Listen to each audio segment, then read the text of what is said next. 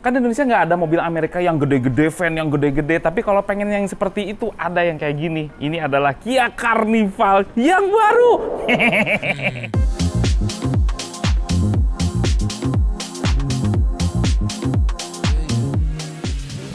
Halo YouTube, selamat datang di channel Motomobi.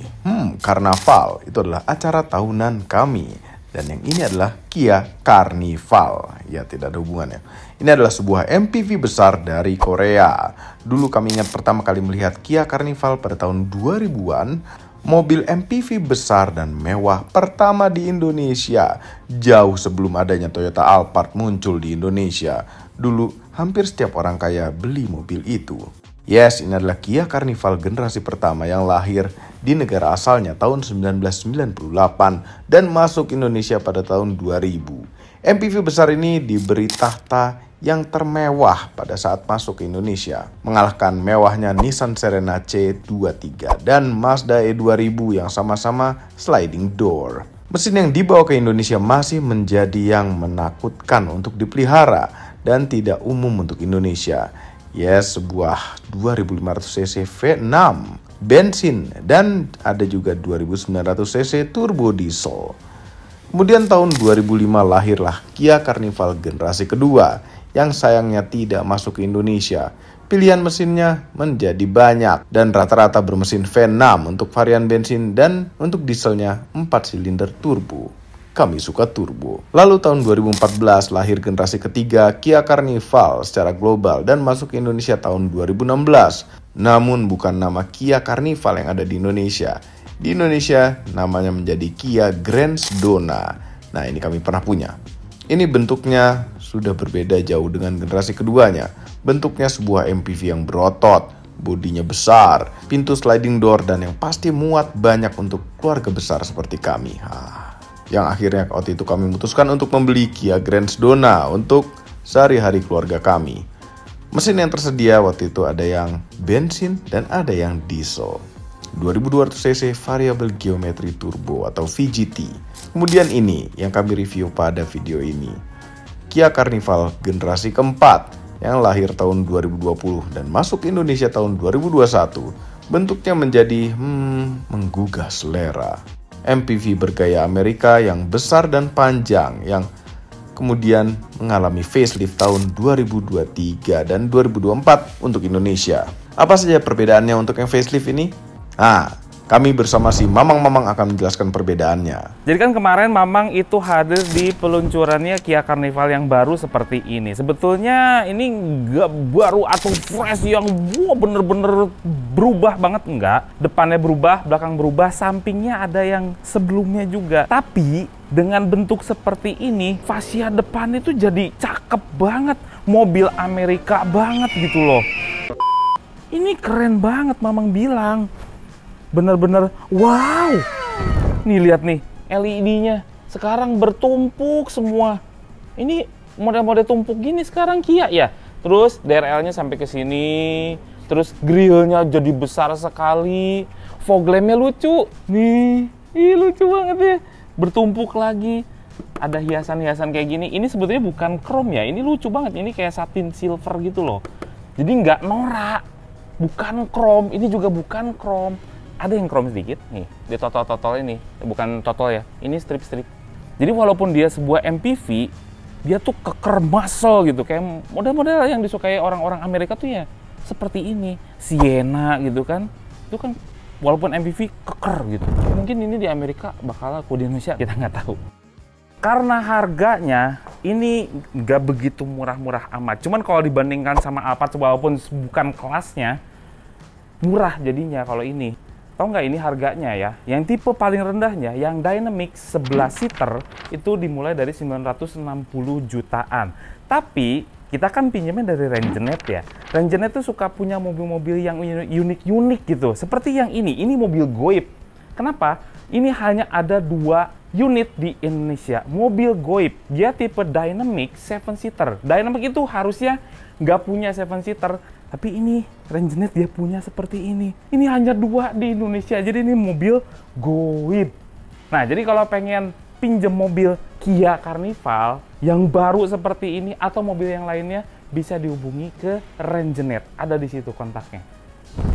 Nih, ini mesinnya nih. Udah pakai pegas. Jadi yang sebelumnya gitu ya, masih pakai tongkat, ini udah pakai pegas. Tapi mesinnya masih tetap aja 2200 cc diesel turbo. Dan anehnya, dia ada sedikit downgrade gitu tenaganya. Yang kemarin itu 202 PS, cuman ini sedikit menurun jadi 194 PS. Cuman torsinya sama 441 Nm yang disalurkan ke roda depan dengan transmisi 8 speed. Ih, seneng deh Mamang kayak merasa punya mobil Amerika gitu ya kalau punya Kia Carnival. Panjangnya memang panjang sekali, 5,1 meter. Cuma ini yang namanya Kia Carnival, dia punya ground clearance yang termasuk tinggi. Terus bedanya dengan Dynamic itu sebetulnya harusnya ya velgnya itu 18 inch. Cuman karena dia gado-gado gitu ya, Goib yang cuman ada 2 unit di Indonesia, dia pakai velg yang Premier yang 19 inch. Tuh, lihat. Ini keren sekali. Bannya Continental, depannya cakram, belakang cakram, ABS, EBD, BA, udah lengkap semuanya. Terus spionnya kayak gini, biasalah standar ada LED-nya. Handle pintunya udah ditarik seperti ini, ada keyless entry. Terus dia pakai pintu geser seperti ini. Yang gede sekali. Udah ada roof rail, terus juga di bawahnya ada aksen-aksen seperti ini. Ini pakai satin silver lagi, lucu banget nih satin silvernya.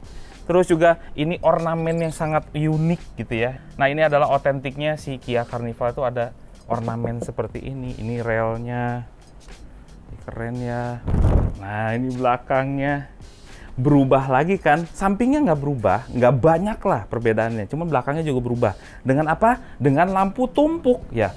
LED-nya bertumpuk semua. Dan dulu tuh lampu sen itu ada di bawah, sekarang udah normal ada balik lagi ke atas gitu. Dan ini panjang sini kalau nyala. Nih, sampai sini putus, ke sini nyala lagi merah. Nih ada 2 kamera nih. Yang atas adalah untuk yang mirror yang di depan. Yang ini adalah kamera mundur. Carnival, Kia. Tapi at least kita dikasih power back door. Hei, pindah kamar sini yuk. Nih, gede banget. Ini kalau 4 kursi aja kayak gini leganya. Cuman kalau butuh 3 orang tambahan di bagian belakang, kita bisa menyulap ini menjadi sebuah kursi. Yes. Ada kursinya. Keren banget ya. Gede banget, sumpah. Terus ini ada doker-dokerkan, ada power socket, di sini buat nyimpen-nyimpen barang, gitu ya. Mang, ban serepnya di mana, Mang? Kok nggak ada di sini? Iya, nggak ada. Saya juga bingung. Anda belum tahu kalau ban serepnya ada di sini. Nah, ini ban serepnya ada di sebelah kanan ya, di sebelah kanan. Di eksterior memang tidak banyak berubah, namun perubahannya cukup terasa, tapi menjadi lebih ganteng dan lebih modern. Kemudian bagaimana dengan interiornya? Gantian. Sekarang Om Mobi yang mereview interior. Nutup pintunya bisa begini, bisa juga tombol ini. Jadi buka tutup pintu, nggak usah nukuk-nukuk sana tangan kita takut keserimpet atau ketarik. Kita tinggal pencet tombol ini. Nah, ini di belakang posisi nyetir kami. Tinggi kami 174, Mamang nggak tahu berapa. Itu kalau di posisi normal aja nih paling maju kita coba. Nah, ini ada 2 tarik-tarikan di sini ya. Yang bagian depan tarikannya untuk maju mundurin jok. Yang bagian belakang untuk ngegeser kanan kiri. Nanti kami jelaskan lagi mengenai geseran kanan kiri. Nah, sekarang kami geser paling maju dulu. Paling maju itu seberapa? Paling maju adalah segini. Jarak dengkul kami dengan jok depan lumayan oke. Headroomnya tentu masih oke karena ini mobil MPV besar, tapi kok agak rapet ya. Kenapa? Karena jok ini agak lebih tinggi. Ingat, mobil ini ada versi 11 seaternya, 11 seater. Itu seperti Sedona kami dulu, seperti Kia Carnival model baru waktu model ini keluar, dan ini sudah facelift sih ya. Anyway, jok ini lebih besar jauh dibandingkan dengan yang 11 seater untuk row keduanya. Ini hanya ada 3 row ya. Kalau dideketin, tarik tuas yang tadi yang belakang itu jadi lebih leluasa ya. Pengaturan kanan kiri dan maju mundur itu secara mekanikal, tapi yang lainnya secara elektrik dari sini ini nggak bisa dimaju mundurin. Tapi ada leg rest yang bisa dinaik turunin, ada senderan yang bisa dinaik turunin juga. Nah, kalau posisi tadi masih keluar, tidak bisa melakukan ini, menjungkik, pokoknya menaikkan ini. Ini jadi naik. Tuh, bisa naikin gini.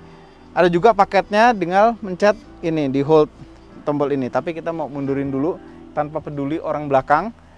Ini kita mundurin, habis dulu. Segini. Ini jok bisa nungging, nggak nungging, kebalikannya nungging, gingnung. Kemudian leg restnya kita keluarin, terus dia akan nongol sendiri seperti ini. Wah, ini duduknya sempurna rasanya. Udah gitu seatbeltnya dia nempel sama jok, jadi cenderung aman walaupun kita posisinya lebih nyender daripada normalnya. Ini enak sekali, super enak karena ini gingnung gitu. Menurut kami, walaupun ini jok tidak lebih empuk daripada Alphard, tapi posisi seperti ini untuk perjalanan jauh, untuk dalam kota aja, pengusaha bisnismen, ibu-ibu yang lagi stres pusing, ibu-ibu pusing ngurusin anak, bapak-bapak pusing ngurusin kerjaan kantor, ini relaxing selama perjalanan di Jakarta. Makanya kami lebih cocok yang jok seperti ini dibandingkan dengan jok Alphard yang gede-gede, yang walaupun lebih empuk. Ini enak sekali posisinya. Aduh, udah gitu headrestnya. Tapi headrestnya empuk nih.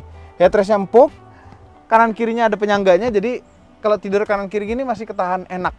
Ya walaupun nggak bisa dikempit ya. Kalau Alphard itu kan bisa dikempit. Sebenarnya posisi seperti ini agak kurang cocok untuk orang yang row ketiga. Tidak menyisakan sama sekali dengkul atau apapun untuk yang row ketiga. Dan kalau kita kepanasan, bisa kita dinginin di pintu, tombolnya di pintu ya. Bisa didinginin 3 level, bisa dipanasin juga 3 level. Dan jendelanya bisa dibuka walaupun tidak full amat, tapi bisa dibuka. Kemudian untuk privasi lebih seperti ini. Untuk privasi lebih. Nah, sayangnya ini adalah mobil Korea yang basisnya asal mula dia lahir itu untuk setir kiri. Jadi bos-bos tuh duduknya di kanan. Sehingga kontrol tombol-tombol AC itu ada di kanan. Ini single zone di belakang ya. Ada sebelah kanan ini bisa arahnya bisa diubah muka, kaki doang atau muka.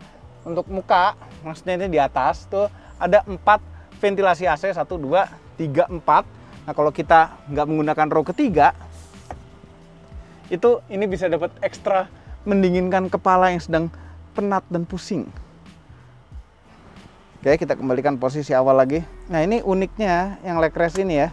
Leg rest ini kita bisa atur panjangnya dan posisi naik turunnya. Panjangnya bisa diatur lagi. Nah, di posisi yang sudah merapat begini, tentu kalau kita jalan sama istri, lagi bayan, enak, berdekatan. Kalau lagi musuhan, kita jauhin. Tapi kalau dimundurin seperti ini nggak bisa jauh-jauh amat. Sehingga ini kan nggak bisa, tuh mentok dia. Jadi harus dimajuin dulu untuk ngejauhin.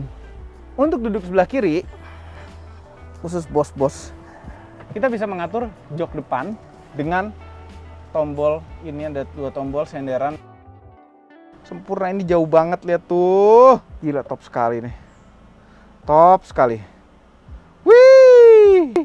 Aduh, enaknya. Ini mobil bener deh. Untuk masuk ke dalam, kita ada pegangan ini kan tentunya. Terus ini juga ada pegangan buat naik. Nah, kita majuin dulu proper untuk yang row ketiga. Ini adalah captain seat, jadi orang bisa masuk lewat tengah sini. Walaupun nanti tadi kalau dimepetin orang nggak bisa masuk lewat tengah ya. Kita mesti lebarin dulu lagi. Baru kita bisa lebih enak masuk ke row ketiga. Nah, ini bukan posisi paling maju. Tapi ruangan belakang sudah sangat cukup, legroomnya oke, headroomnya juga masih oke. Di belakang sini masih bisa bertiga dan ada headrest juga di tengahnya. Seatbelt tengah dapat 3 titik, jadi proper. Ada tirainya juga di belakang, walaupun jendelanya kecil, tapi tetap dapat tirai begini. Senderannya kita bisa atur, mau agak tegak, gini, untuk muatan barang di belakang atau tiduran sampai setidur ini. Ini perjalanan jauh masih proper, enak sekali di belakang sini. Walaupun joknya lebih kecil ya, lebih rendah dan agak nggak empuk-empuk amat. Tapi oke. Bisa bertiga di belakang, tapi charger cuma ada 2. Nggak apa-apa, cukup lah. Ada USB-C di kanan dan di kiri. Cup holder juga sebelah kanan ada 2 buah cup holder dan 1 tempat untuk naruh handphone. Kiri juga sama, demikian. Proper nih belakangnya. AC dapat satu-satu, yang tengah nggak kebagian AC. Tata terendah dalam keluarga di mobil ini adalah yang duduk di belakang tengah sini. Kepraktisan di row kedua itu ada tempat botol di sini. Ada 2 buah cup holder, 1 selipan untuk naruh handphone. Kita coba deh, ada handphone, kita coba apakah bisa nyelip. Bisa, walaupun pakai casing agak tebel. iPhone yang Pro Max. Colokan 12 volt outlet, tempat naruh-naruh barang di bawah. Ada jaring kantong di belakang jok-jok, dan chargernya di mana? USB-C-nya ada di jok depan, kita bisa colok di sini. Enak ini belakangnya, daripada Alphard yang harganya hampir 2 kali lipat. Kami sih mendingan ini, nggak hampir sih, 1,5 kali lipat ya, 1,6 kali lipat ya. Masih mendingan ini kalau pakai driver kemana-mana, karena joknya bisa dijungkitin begitu loh, bisa digingnung ke depan. Tinggal pencet tombol. Ya. Ada wireless charging nih, kita langsung taruh handphone aja di sini biar dia ngecharge. Cuma di keluarga Hyundai dan Kia itu biasanya ngecharge handphone iPhone itu kadang nyala, kadang enggak. Seperti sekarang tidak nyala. Sudah. Dashboardnya itu ini semi empuk kami bilang gitu karena tidak empuk-empuk amat dan tidak keras. Pintunya empuk. Ada sedikit perbedaan pada layar ini, layarnya di sini tuh ada topinya kalau yang sebelum facelift. Tentu ini di dalamnya agak berbeda. Ya, layarnya agak melengkung gini, dan perbedaan juga ada di bagian AC, ventilasi AC. Hazard tadinya itu ada di bawah sini, dia pindah ke atas. Mungkin lebih dimuliakan lagi itu ya. Layar tengah, nah ini ada kiblatnya. Jadi kita tahu arah sholat dan sekaligus pengingat sholat. Sudahkah Anda sholat tuh seperti digituin gitu loh. Dia bisa Android Auto dan wireless Apple CarPlay. Terus jok ini bisa diatur di sini juga, kanan kiri. Oh, jok yang kiri. Pemanas pendingin jok ada di layar, tapi ada juga di sini. Jadi pengaturannya double. Terus setting banyak yang bisa dilakukan di setting-settingan ini. Anyway, ini warnanya tuh agak monokrom gelap gitu ya. Di Kia tuh emang begitu. Simple sebenarnya, cuma kadang-kadang agak jadi kurang wah gitu ya. Pengaturan AC ini tombol-tombol sentuh mirip seperti yang ada di Kia EV6. Dual zone. Dan kalau kita pencet ini mengubah antara mengatur AC atau mengatur audio. Kami tidak suka tombol-tombol sentuh, sayang sekali. Shifter. Nah, shifternya lingkaran bulat seperti ini, sama seperti di sebelum facelift. Kalau kita di D, kita pindah ke D, dia tuh ada simulasinya. Jadi, ini P nih, dia tuh kayak membalikin ini P. Kalau kita pindah ke D, dia akan jalan nih dari P, R, N, D. Lihat ya lampunya ya. Tuh. Lucu ya, kayak ngoper. Rem tangan jari, ada drive mode. Drive mode itu ada 4 drive mode, Eco, normal, sport, dan smart. Smart itu otomatis mau sport atau mau Eco. Ada auto hold, tombolnya di sini. Ada perbedaan dikit. Drive mode itu tadinya ada di sini, dipindah ke sebelah kiri. Nggak tahu kenapa. Mungkin sering kepencet kalau di sini. Ini ada tombol-tombol, beberapa tombol-tombol. Ini pemanas dan pendingin jok untuk jok kiri, dan ini jok kanan. 3 tombol kosong, 1 tombol parking sensor, dan tombol kamera belakang. Oke, ini adalah yang dynamic, bukan yang premier. Kalau yang premier dapat kamera 360 dan dapat audio Bose. Kalau ini audionya audio standar, suaranya biasa-biasa saja. Itu aja perbedaannya, kamera 360 sama itu. Setir, jempol kanan untuk urusan cruise control, dan ini ada adaptive cruise control, nyetir sendiri juga. Untuk ngatur MID juga ada di sini untuk mengatur halamannya. Sayangnya ini nggak ada tire pressure monitor, cuma ada kehematan sama urusan adaptive cruise control di instrument cluster. Jempol kiri untuk urusan audio, setirnya lapis kulit tentunya nyaman. Sebelah kanan combination switch, ada mengatur lampu, ada autonya dan fog lamp depan belakang. Sebelah kiri untuk wiper, ada autonya juga wiper, termasuk wiper belakang. Belakang tentunya nggak auto ya. Di kanan ada tombol kosong untuk matiin stability control. matiin power door, buka bagasi, buka pintu belakang kanan dan kiri. Coba kalau kita di D, apakah kita bisa nutup atau membuka pintu? Nggak mau. Nggak mau buka pintu kalau di D. Harus di P-in. Benar-benar harus berhenti total. Heran. Jendela semuanya auto up and down ya. Ngatur power window, lock unlock di sini. 2 buah memory seat untuk sisi kanan. Nah, jok kanan ini diaturnya lengkap ya. Naik turun depan dan belakang sampai lumbar support. Dan posisi lumbar supportnya pun bisa dipilih sebelah atas atau bawah. Kepraktisan, kantong pintu tipis tapi bisa naruh botol pendek. Sayangnya botol pendek aja ya. Ini masih bisa naruh barang juga. Ini fuse box, nggak usah dibuka. Ada tempat naruh handphone di sini, wireless charging di sini. Nah, ini ada colokan USB-C 2. Nah, ini kita bisa pilih juga di colokan yang USB-C yang kiri itu mau sekalian untuk sistem atau hanya untuk ngecharge aja. 12 volt outlet ada di sini, ini keren nih, dipencet, pluk, kebuka. Untuk colokan 12 volt power outlet. 2 buah cup holder buat naruh-naruh sesuatu di sini, mungkin kunci mobil yang kalau pakai dompet kunci STNK seperti ini, pas di sini. Konsol tengah lumayan lega, tapi saya nggak ada cool box-nya. Laci ya gitulah, lebar tapi nggak terlalu besar-besar amat, mengingat mobil ini besar. Nggak ada tempat kacamata, tapi ada lampu baca. Terus sunroof tuh ada 2, di depan dan di belakang. Semuanya bisa buka tutup. Penutupnya itu secara manual seperti ini, tapi kita juga bisa buka full untuk kampanye di depan. Yang belakang juga bisa dibuka, sama kayak Sedona kami dulu. Jadi kangen Sedona deh. Spion tengah tidak auto day night tapi frameless, bisa begini untuk kita pakai kamera belakang bisa. Jadi kalau misalnya penumpang belakang penuh, kepala semua, sungkan ngelihat bosnya di belakang, kita bisa pakai fungsi kamera gini. Kalau normal aja kita bisa cermin seperti ini. Oke, posisi duduk, posisi nyetir. Pengaturan joknya kan lengkap ya. Jadi posisi nyetir itu enak, plus dia ada teleskopik. Itu menghasilkan posisi nyetir yang enak sekali. Cocok ini mobil, cocok. Sekarang kita jalan. Ganti si Mamang lagi. Kemudian bagaimana impresi berkendaranya? Kami suruh lagi si mamang-mamang itu untuk melanjutkan. Kia Carnival. Nih, gini ya. Ini mobilnya gede. Terus juga lebar. Besar banget, 5,1 meter kan. Cuma kalau kita nyetir, nggak kayak segede itu. Ini mobil, nggak tahu Mamang tuh punya perasaan pertama ketika Mamang duduk di dalam Carnival nyetir. Enak mobilnya, posisinya enak, suspensinya enak, deliverynya smooth.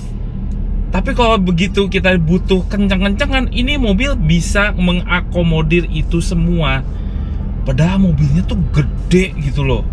Mamang tuh kayak cepet kenal gitu sama mobilnya. Dia tahu Mamang ini gede. Dari Mamang, terus Mamang ngeliat ke pilar sebelah sana gitu ya, pilar yang dekat penumpang sana. Itu jauh banget. Bahkan tangan Mamang aja nggak nyampe itu. Harus effort banget untuk nyentuh sampai trim pintu. Cuman nggak tahu kenapa Mamang punya, ini mobil tuh gampang dikendarai, nggak kerasa gede gitu. Cuma Mamang tahu ini mobilnya gede. Ini keistimewaan Carnival nih. Beda sama Staria. Staria tuh kelihatan bener-bener gede. Kita nyetirnya tuh kayak nyetir bis, kita berada di atas. Tapi kalau Carnival, itu sisi sportinya tuh ada. Ini walaupun van, Mamang posisi nyetirnya tuh fun gitu. Jadi faktor fun to drive itu ada di Kia Carnival. Padahal sebetulnya penikmat MPV besar ini kan sebenarnya penumpang ya. Cuman untungnya di Kia Carnival yang nyetirnya juga seneng gitu. Remnya bisa kepredik gitu ya, pakemnya nggak bikin kaget, gas-gasnya bisa kepredik semua, tombol-tombolnya gampang dibaca. Cuma memang Carnival yang dulu tuh lebih banyak tombolnya, memang lebih seneng ya, walaupun kelihatannya rumit gitu. Kalau ini tuh kayak gua harus pencet tombol apa dulu, oh iya di sini. Tapi gampang dipencet juga. Cuma kalau Mamang disuruh prefer, senang yang banyak tombolnya daripada yang harus berganti-ganti mode AC gini. Ini tapi modern sekali gitu, itu aja.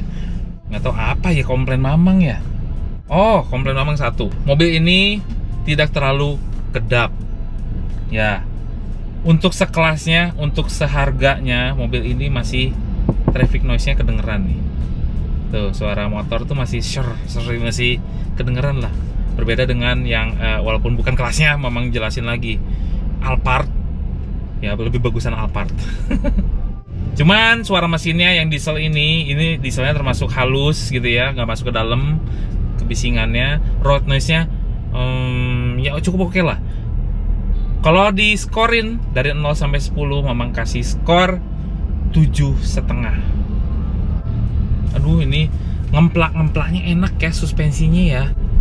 Tuh, polisi tidur yang halus-halus aja cuma duduk. Aduh, enak banget. Ini walaupun pakai pelek yang gede 19 inch, untungnya dia pakai profil ban yang agak tebel. Makanya masih nyaman gitu. Kita coba adaptive cruise-nya, walaupun ini lagi macet-macetnya, maka sehalus itu adaptive cruise-nya. Ini di depan sudah memprediksi ada mobil. Oke, remnya halus. Adaptive cruise-nya bekerja dengan bagus. Distance 1 itu yang paling pendek jaraknya dengan yang depan. Coba sedekat apa. Ini di sebelah juga ada motor-motor. Biasanya dia agak manggut-manggut gitu loh kalau ada motor yang nyelip-nyelip dari kiri atau kanan. Ragu-ragu. Kalau ini enggak, smooth. Oke. Jadi gimana Mang kalau di dalam kota? Carnival memang punya bodi yang gede, harus sadar itu, walaupun nyetirnya nggak sebesar itu gitu. Gesit oke, cuman ya harus nyadar aja bodinya ini gede. Performan mesinnya juga oke untuk di dalam kota. Dia bisa selasap selusup, mobilnya tuh mampu, engine-nya tuh mampu untuk bertorsi gitu ya, untuk bisa langsung nancep di mana set gitu, motong-motong orang. Maaf kalau misalnya nggak ngajarin yang bener gitu. Bukan karakter yang boyot gitu, enggak. Ini kalau perasaan di kota ya, performa mesinnya kan dia menurun ya, sekitar 8 PS gitu. Cuman menurut Mama sih nggak ada artinya gitu, kayak ya sama-sama aja gitu dengan yang sebelumnya juga. Segitu-segitu juga tenaganya, masih cukup oke. Bukan cukup, malah tenaganya tuh berlebih gitu. Bertorsinya masih oke juga. Jadi ya kayak nggak ada penurunan tenaga aja, sama aja. Transmisinya juga cukup sigap gitu ya di dalam kota ya. Memang suka deh. Dah, ini mobilnya nggak banyak komplain Mamang. Masuk jalan sempit-sempit nih, manuvernya cukup enak sih sebetulnya ya. Nggak terlalu yang selebar yang dibayangkan. Sekarang Mamang menuju ke tol. Sekarang Mamang udah di jalan tol, dan gimana rasanya Kia Carnival kalau di jalan tol? Ini emang mobil ini dibuat untuk melahap jalan-jalan yang beginian ya, yang highway. Terus juga kalau misalnya jalan itu gede-gede, yang kalau ada angin tuh kayak nggak ngaruh gitu, saking mobilnya tuh gede dan aerodinamis. Ya, ini mobil diciptakan untuk itu, dan untuk membawa penumpang banyak ya. Kalau ada yang 11 seater kayaknya lebih berfaedah gitu ya. Cuman idealnya memang untuk ukuran yang segede gini gitu ya, itu memang untuk 7 seater atau 8 seater. Dah, aduh enak banget, nggak kerasa ini. Coba beceknya. Enak banget mobilnya. Oke, mesinnya bertorsi banget. Jadi untuk melakukan high speed dengan sebuah minivan dengan sebuah van yang agak-agak besar seperti ini oke banget sih. Udah gitu walaupun kencang dia masih nyaman gitu loh. Masih bisa keprediksi sama kita arah lajunya si mobil, terus kena tamparan anginnya kayak gimana. Ini mobilnya nggak goyang sama sekali. Enaknya nih mobil. Wah, ini sih udah cocok banget lah buat touring jarak jauh gitu, enak banget ini mobil. Apa kurangnya nih mobil? Deliverynya halus, matic responsif, suspensi empuk, nyaman tapi bisa kenceng, mesin kenceng, dieselnya juga nggak terlalu boros-boros amat untuk yang ini. Apa kurangnya? Akomodasi penumpang oke, sunroof double. Nggak gini.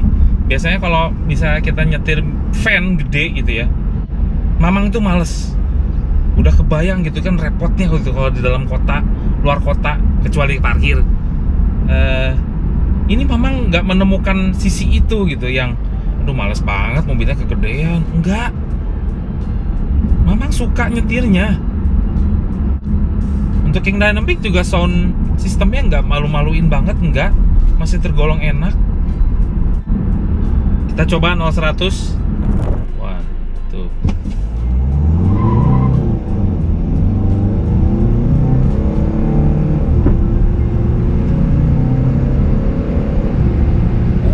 1, 2.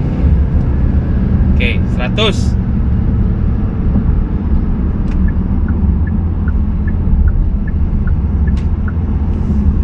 Ada hentakan yang gede sekali torsinya, cuman memang dihentikan sama traction controlnya gitu. Itu kalau misalnya dicopot traction controlnya bisa lebih cepat. Nah, kalau pakai traction control seperti ini 0-100-nya 11,27. Dan Mamang senengnya performanya bagus, bahan bakarnya masih tetap irit. Coba, nggak ngerti Mamang ini MID-nya bener nggak? 8,5 liter per 100 km. Coba berapa nih? 8 liter per 100 km. 12,5 km per liter. Irit ini mobil. Untuk bodi segede gini, tenaga segitu besarnya, masih tetap irit. Apa kurangnya mobil ini coba? Harganya, iya, ada yang mahal, tapi ada juga yang murah. Iya, masih ada yang di bawah 1 M loh. Untuk fitur sebanyak ini, seganas ini, Mamang bilang masih worth it untuk dibeli nih mobil. Tapi kalau mau ya, tungguin aja, ada lagi versi yang hybrid. Tapi tunggu aja. Ini aja udah memuaskan Mamang untuk sebuah MPV gitu. Ada semua di sini. Tungguin aja yang hybrid, kayaknya lebih menarik. Overall, mengenai Kia Carnival yang baru facelift ini, cocok untuk Anda yang suka MPV besar namun masih terbilang bisa sporty sedikit lah. Kia Carnival ini punya bentuk yang tidak terlalu boxy, tidak seperti MPV besar kebanyakan. Walaupun berkapasitas 11 seater, Kia Carnival itu masih tergolong MPV yang trimline dan sporty.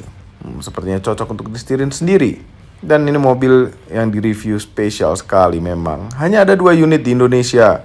Versi yang murah tapi 7-seater. Kemudian nyetirnya. Itu nyaman untuk keluar kota dan tenaga mesinnya lebih dari cukup untuk Anda yang sekedar having fun memacu di kecepatan yang tinggi untuk sebuah MPV besar. Harga Kia Carnival baru ini bisa Anda lihat pada layar Anda. Ya, mobil ini tidak ada dalam daftarnya karena sudah tidak ada lagi. Silakan dipilih sesuai kriteria Anda. Atau mungkin Anda bisa menunggu. Siapa tahu ada Kia Carnival Hybrid masuk. Pasti lebih menarik. Semua ini adalah opini pribadi saya dan Mamang itu. Kami tidak dibayar oleh siapapun dan apapun yang terlihat pada video ini. Jangan lupa tekan tombol jempol ke atas dan subscribe channel Motomobi, Omobi, dan Nesmobi apabila belum berikut dengan tombol loncengnya. Share video ini ke seluruh dunia melalui sosial media Anda dan jangan lupa follow sosial media kami semua termasuk Instagram. Cek motomobinews.id untuk berita-berita otomotif terbaru. Terima kasih telah menonton.